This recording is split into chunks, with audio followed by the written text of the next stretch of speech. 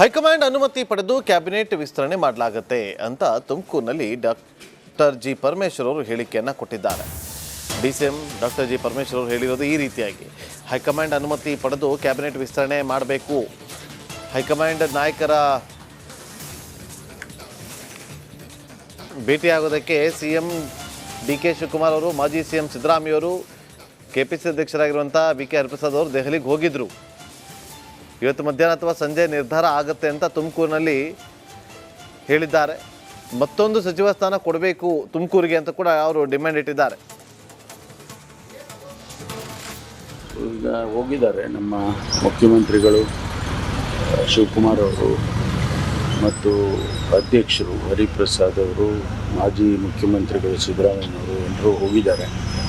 ವರಿಷ್ಠರ ಜೊತೆ ಚರ್ಚೆ ಮಾಡಿ ಅವರ ಅನುಮತಿಯನ್ನು ತೆಗೆದುಕೊಂಡು ಬಂದು ನಂತರ ಮಾಡ್ತಾರೆ. ಶುಕ್ರವಾರ ಆಗೋದು ಅದು ನೋಡಬೇಕು. ಈಗಿನ ಬೆಳವಣಿಗೆ ಮಧ್ಯೆ ಆಗುತ್ತಾ ಅಂತ ಹೇಳಿ ಅದನ್ನೇ ನೋಡಬೇಕು.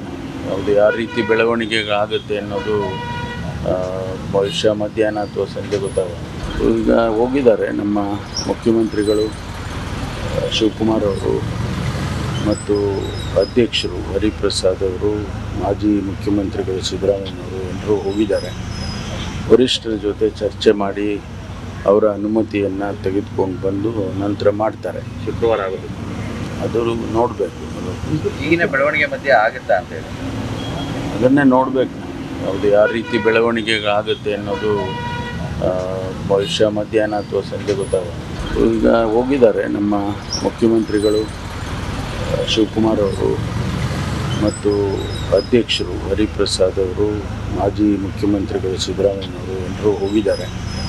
ವರಿಷ್ಠರ ಜೊತೆ ಚರ್ಚೆ ಮಾಡಿ ಅವರ ಅನುಮತಿಯನ್ನು ತೆಗೆದುಕೊಂಡು ಬಂದು ನಂತರ ಮಾಡ್ತಾರೆ. ಶುಕ್ರವಾರ ಆಗೋದು ಅದು ನೋಡಬೇಕು. ಈಗಿನ